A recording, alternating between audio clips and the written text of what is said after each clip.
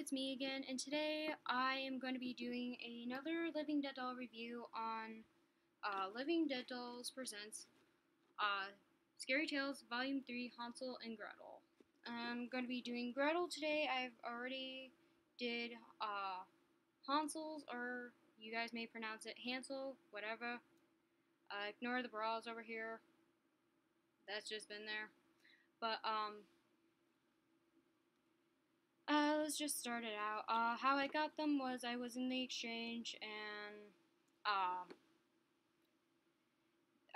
they had a new they had some in order on stock, and Hansel and Gretel happened to be up there. I'm like, okay.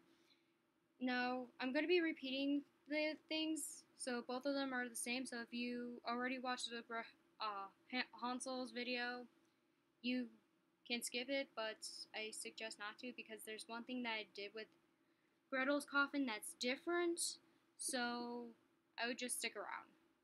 Okay, so let's get to the coffin, shall we? Clear plastic wrap, clear plastic. It's nothing special, nothing fancy.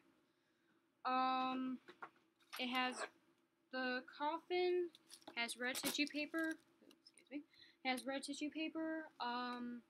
It's a black coffin, little bit of graining going on. And their chipboards are exactly the same, so if you get one, there's nothing special about it. So here's the chipboard home. Yes, I have something over it because I don't like the stickiness. It's annoying to me. So yeah. So here's the chipboard. It's both the dolls right here with a forest moon, full moon setting. It says right here, Scary Tales Volume 3, Hansel and Gretel.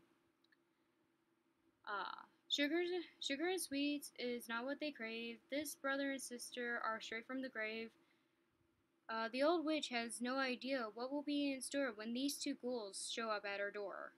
It has the picture of dolls right here, like I said, and all that. They're very cool. And,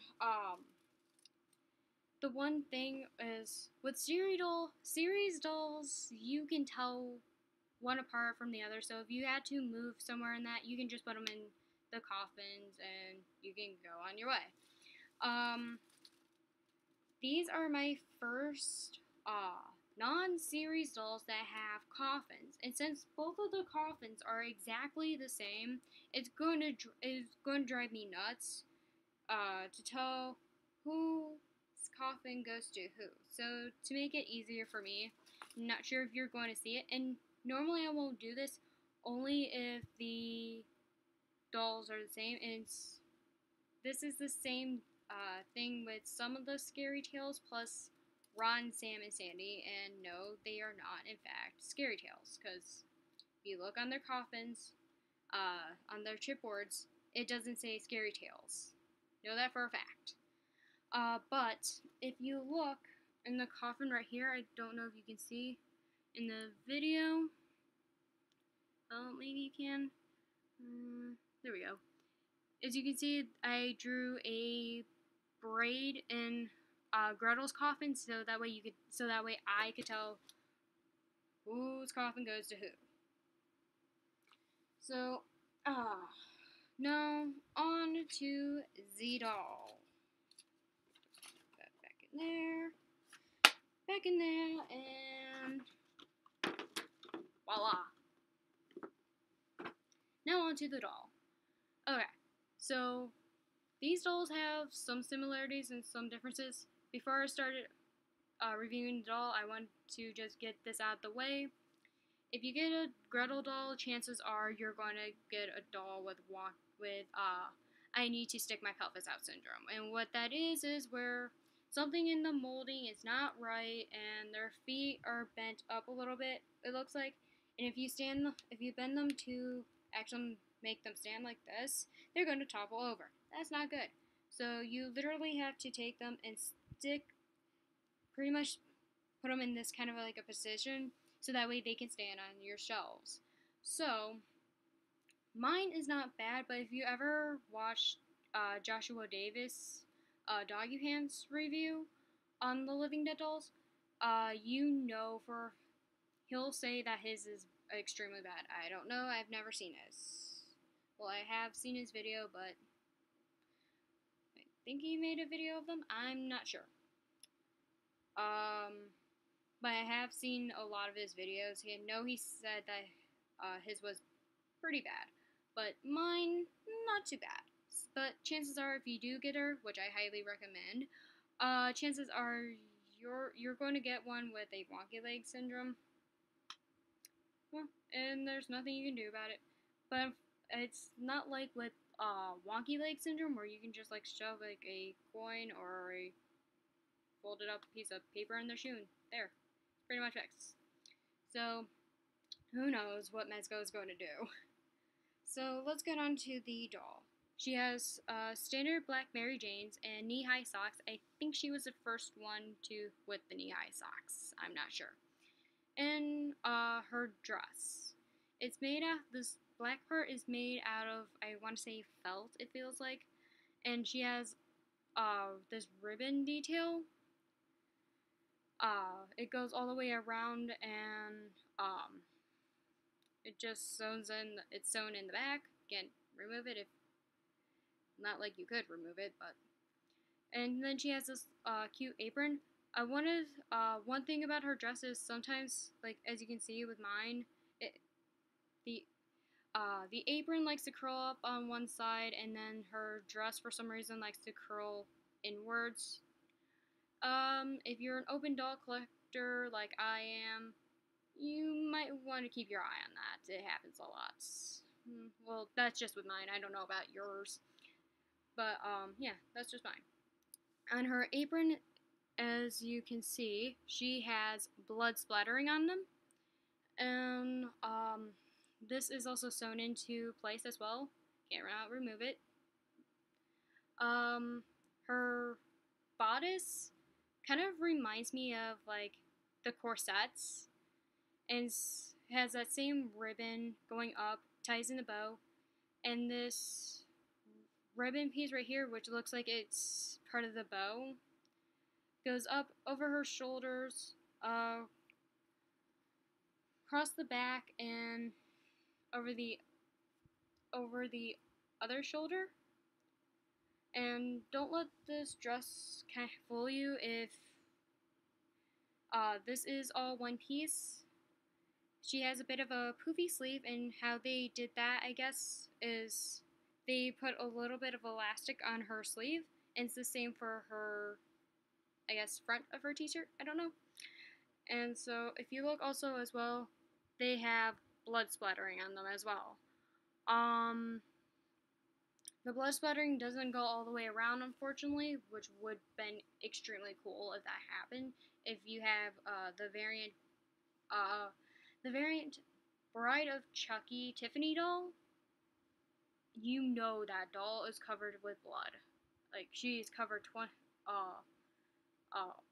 360 degrees. I don't know. You know she's fully covered with blood. Unfortunately, they're not.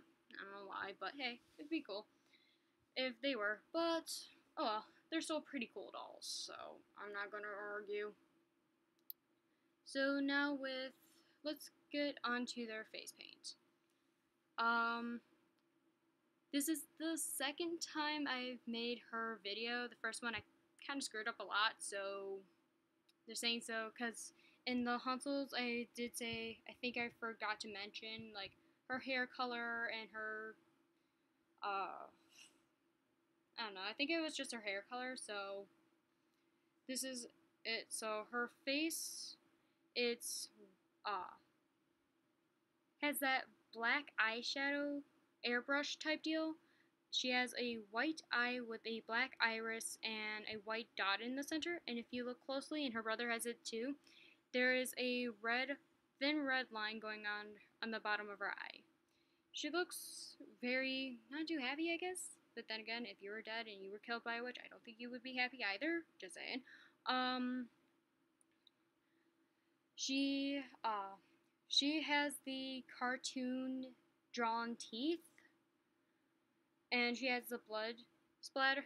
The blood is just trickling down, which I think if you were to bite into a bleeding person or witch or whatever, you would have blood going all over her. And that's kind of sort of the case with her brother, not really, but whatever. And this one this one trickle of blood you'll notice is going all the way down and stops all the way at where her neck and her body meets. What would have been cool is if they continued that blood line or extended some of them a little more. That would have been extremely cool. And her hands are also blood covered. Oh yeah, that's what I also forgot to say. That's what I also said in Gretel Hansel's. Don't mind her. The underside of her hand is blood covered too.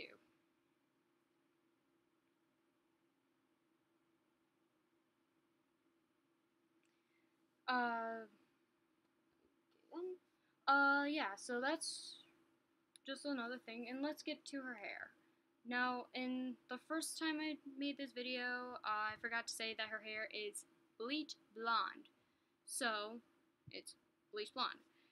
So, when you get the doll from in the package, her bows, the bows that she has in her hair will be like this, up in the front. I don't like that. I think it covers her outfit a little bit. So, what I ended up doing is, just turn the bows on the back. I just turn the bows this way so that way you can still see them when she's on my shelf, but they're not in her way like that. So that's what I did. If you want to, you can go ahead. I've seen one person. I'm pretty sure some others have done it. I'm not sure. But if you take out her braids, and this is for all Living Dead dolls, her hair is thinly rooted. So if you take out her braids, you'll end up with two giant bald spots. And that's with every Living Dead doll that has hair pulled back in that, is their hair is going to be thinly rooted. And that's just so that way the braids aren't thick and hard to manage. So that's the reason. So, and typically that really annoys me when Living Dead dolls have their dolls and their doll's hair is thinly rooted.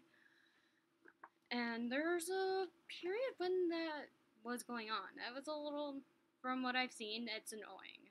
It annoys me. And I have a few dolls of my own, like my Beltine. Her hair is pretty thinly rooted if you've seen it. So with mine now, I've a little modernized her a little bit. What I ended up doing was just making a cloak for her and just pulling her hair back. And that helps. But there's some where their hair is extremely curly that if they rooted it, it'd pretty much be an afro. And those are the dolls that I keep and that's the dolls that are exceptions. Like Frozen Charlotte, her hair is thinly rooted but it's pulled back, high ponytail, but whatever. So this is her hair. That's pretty much all I have to say. She's a really good doll. I recommend getting both dolls. I'm pretty sure you can get them cheaply on eBay. But whatever. Thank you for watching. Leave a comment down below. Subscribe, and I'll be doing a video soon. I'm not sure if it's gonna be Living Dead doll, because I don't know when I'm going to be getting a new Living Dead doll. I'm pretty sure it's going to be shortly. I'm not sure, but yeah, just let me know in the comments down below and what you think, and I will see you next time. Bye!